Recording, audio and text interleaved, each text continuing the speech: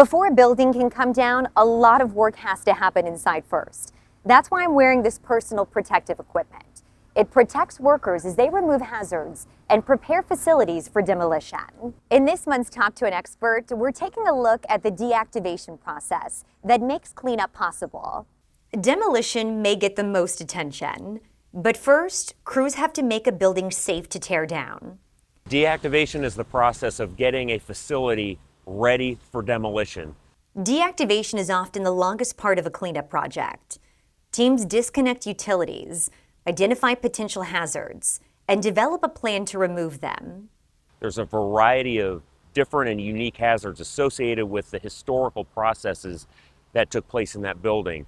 Those hazards can include radiological contamination, mercury, lead, beryllium, and other materials left behind from decades of operations.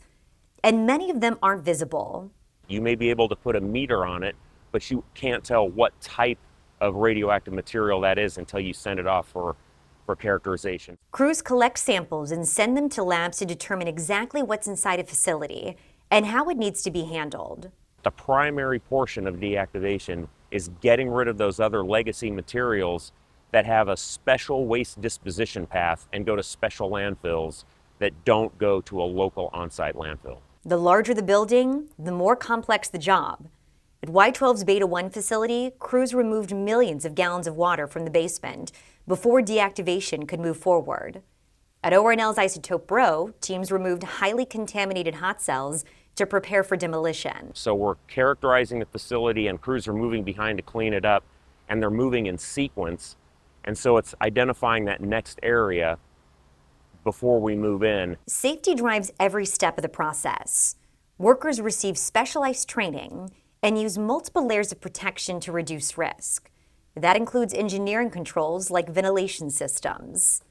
Right now in Alpha 4 at Y12, we're reinstalling or putting in new facility ventilation fans, along with administrative controls that limit access.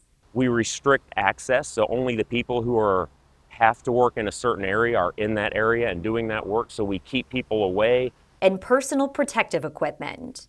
We're wearing protective clothing that keeps it off of your skin, off of your clothing, so when you leave a facility and you're able to eliminate that clothing on the outside, the respirator, you're protecting the employee on the inside. These layers of protection also keep hazards contained inside the facility. You can be walking around in street clothes immediately outside the facility without worrying about getting contamination on you, about worrying inhaling something that you shouldn't be inhaling. It is fully protected. So there's a lot of work going on.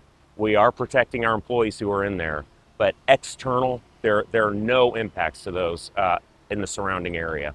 Deactivation may happen behind the scenes, but it's the critical step that makes demolition possible and opens the door to what comes next.